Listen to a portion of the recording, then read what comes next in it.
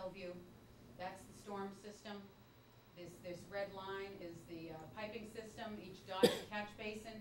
It travels its way down until it dumps into the river in the top, which is in Scarborough.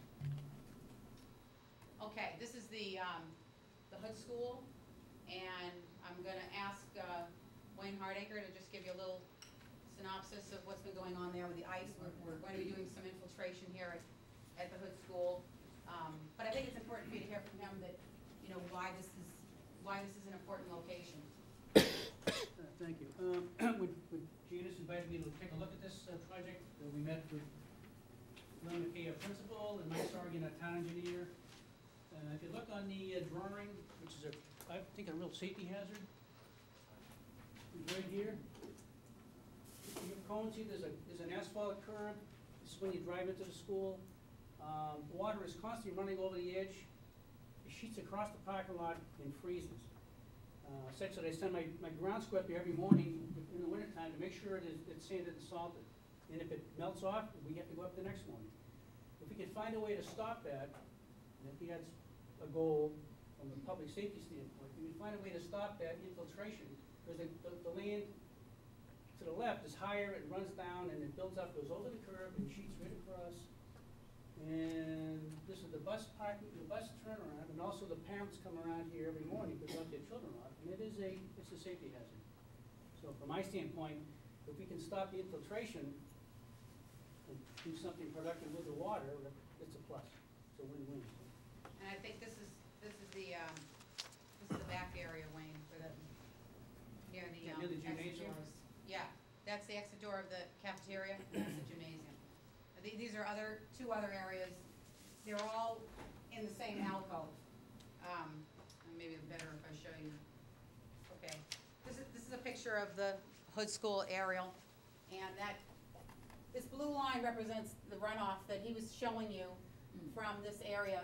This is a pretty high hill, as everyone probably remembers when they come up to Hood School.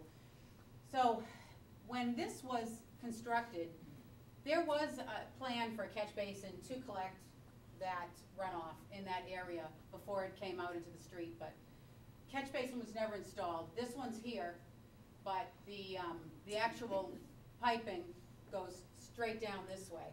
So we're going to actually be putting an infiltration area there that will infiltrate what it can into the ground, and what would normally flow over will then join in with this catch basin and then be delivered back safely away, so there will be no runoff.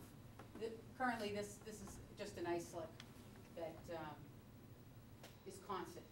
So the other area that there was a picture of two downspouts. There's a downspout right here and a downspout right here, and this area is completely eroded and gets covered with ice in the winter. I think you can attest to that. So part of what we're going to do is we're going to create a natural garden back here where there'll be infiltration into the ground. The roof runoff will go directly into pipes that will be under the ground into an underground well. It would be like a huge pit of stone, and that water will go into the stone, and then there'll be an overflow underground that will then connect from underground here over to this this exit pipe, which is that's an outfall, which we're also going to rebuild a little bit. But that will eliminate that runoffs and icing situation there. So this is something that Wayne and Mike Sorr are going to put together. And Glenn, do you want to? We're going to talk. There's also a lot of education that's going to be done with the kids. So. I'm Glenn McKay. I'm the Hood School principal. Thank you for having me. I would just like to speak in favor of this project. One of the nice things about it is it gives the Hood School students a nice opportunity to collaborate with members from the town, members of the DPW, and members of the Mountain Pond Association. It segues nicely into our grade 4 land and water unit. The creation of gardens around the school will not only beautify it, but it'll also give the students a nice educational opportunity. And I think it's a nice project, and it will certainly benefit the school. Thank you. Thank you. Okay, not to take up your whole night, so I'm going to move along. But so we're going to infiltrate more stormwater at the Hood School, putting education onto it. shows you on the right, that's what we're gonna do next to the parking lot. This is other places where things have been done. That's a swale that will be put in next to the parking lot to infiltrate the water off the lot. This is an example of what we put in the woods there, an infiltration basin with an overflow. You see that little structure there that allows the water to come in and gets piped out. So the that's what would be off. It wouldn't be near the kids. That would be off in the woods there, where any overflow would collect into the regular storm system that's existing. And this is just a picture of what another school, I think it was Illinois or Wisconsin, did, and they did natural plantings and beautified their school and showed what we could do. This over on the upper right gives you a look of, what a vegetated area looks like. You see a sand layer and then stone below it, and if you notice that there's a pipe partway up, so that you're looking for infiltration, but if it fills too high, it's got a way to exit, so it's not just pooling underground.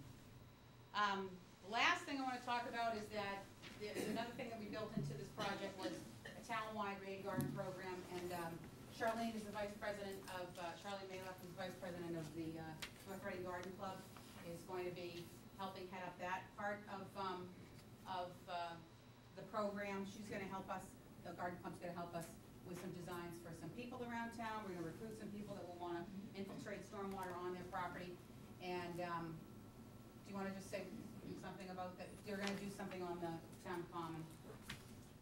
Thank you very much for including us tonight. As you know, through the years, the Garden Club of North Reading has been an integral part of plantings around town, both from the gardens on the Common, the gardens at the Putnam House, and the Adopted Island program. So it is our charge to beautify the town of North Reading and to also be instrumental in environmental aspects. As a member of the Garden Club Federation of Massachusetts, we strongly support environmental efforts throughout the entire state and have supported and been instrumental in many of the bills that have come to Beacon Hill. So when Janet approached me in regards to this project, it certainly fit what our charge is as an organization, and we also do a lot of outreach to the community. So through this effort, we not only will help homeowners to develop rain gardens for their own landscaping, but we also plan to have a test garden here in town at the Putnam House, and certainly can advise the Hood School. So we're looking forward to these collaborative efforts for this project. Thank you. I think that's it. So the only last thing I wanted to mention, Adam, is that enough? Is that, as Dick touched upon, the town is under stormwater 2 permit. We're interested in stormwater pollution. The stormwater permit is also the EPA's mandate for the town to do minimum control measures to control stormwater pollution. So we've offered our help, and Dick has certainly offered part of his workforce, so that we can work together to do both things, to both satisfy the permit. We're gonna volunteer to these exact group, but some other volunteers of ours in Martins Pond are going to go out checking out falls and doing some work for the DPW on a volunteer basis to help. We appreciate Mike Sorrigan and Dick's willingness to work with us, so thank you. Mr. Chairman, do the schools, Wayne, do you have an estimate as to what it would cost to make the necessary adjustments or repairs at the Hood School, just standalone, free? If you looked at, and again, not necessarily incorporating a rain guard or something, but. I don't have a number to give you. I don't want to throw a number out. It's not inexpensive, and it's a fairly extensive project to try to capture all that water. Right. Like now, if you look there today, it's pouring over. It's like a little stream going. I shouldn't call it a stream. It's almost like a small brook coming over the curb, going right. It's not freezing now, but to capture that water, it's not but I mean, you need the town engineer to help you design something fairly extensively, and I think would be fairly costly. Right, and again, that other section, that alcove where the entrance into the gym and the cafeteria. I've slipped there myself over the years, during basketball, youth basketball. And So I really, mean, that really that's- gets, that's beat up, really, from the traffic, and just, this would be such a plus to have some of this, okay, I just didn't know, as far as, looking for an investment of $138,000 to get a lot of work done. I just wanted to see if we could quantify a little bit, was it gonna be $50,000 that, with no reimbursement or anything else, just to solve one portion of, Oh, yeah, I a think small that piece. Mike Sorgan had said that we should think about $50,000 That's of what I that thought I had heard. is gonna be, I think spent at the hood. I think Mike was here, he'd give you a Right. pretty accurate estimate. The estimate for the hood school is 109,000, with the grant paying 43,000, the balance being from the town. Yeah, but if we weren't gonna do anything as extensive with the rain gardens and all, you could But do a little quick, Yeah, I think the lion's share. quick though, fix, is but a fix and a, construction. I so mean, you it has just- to be professional engineered, Right. it's gonna be right, so, at least 20,000 just in engineering. so I concur, this is a good idea. Good opportunity.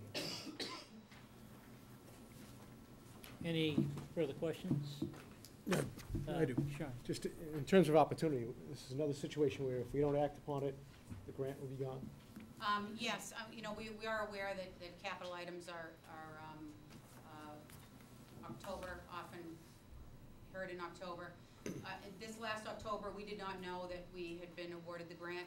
We got the letter in November, and I contacted DEP about a month ago to ask them if there was a way we could put this off till October, would they hold the money, and they answered us in writing, no. That if it does not get approved at this town meeting, the grant will be, they will not fund it. And the 138 is not total cash. There's an in-kind portion of that as well. Okay, the whole amount of the amount of money that's coming from the Department of Environmental Protection, actually it's the EPA, it's federal funds, is $190,500. That's the total amount of cash coming from the state. The $137,000 is match, which includes some volunteer work, and if it's anything like the last grant we worked on, probably 50% of that will be volunteer work by the DPW. We've had the parks crew. Any time that Glenn spends, that Wayne spends, all that time counts at their salary times 1.5 for benefits. So the town has to commit for the 137, and then what we're also piggybacking on top of this is the stormwater work that needs to be done by mandate. So kind of working together, we think we found a little recipe to help both the DPW and this project and get both of them done. Thank you.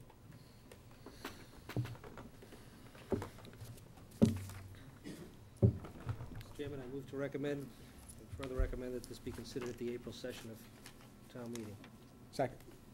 Motion by Mr. O'Leary, seconded by Mr. Delaney. Further discussion? Hearing none, all in favor? Aye. Opposed? Unanimous?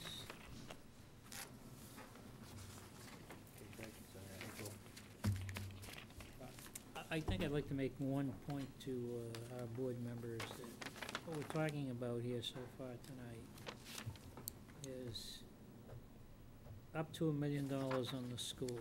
The stormwater is 138, the 62 culvert up to 270. And, when we look at what we can afford from a debt service point of view as we pull this budget together, I wouldn't be surprised if we're taking another look at this prior to town meeting. So be it. Okay, next item.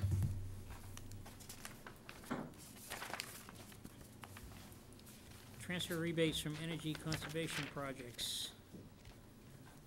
Mr. Belliconis, our pick if, In the approval of last town meeting to authorize funds for the Energy Conservation Committee, we forgot to put in a revolving fund provision that allows us to take the rebates from Reading Electric Light and reuse them for future projects.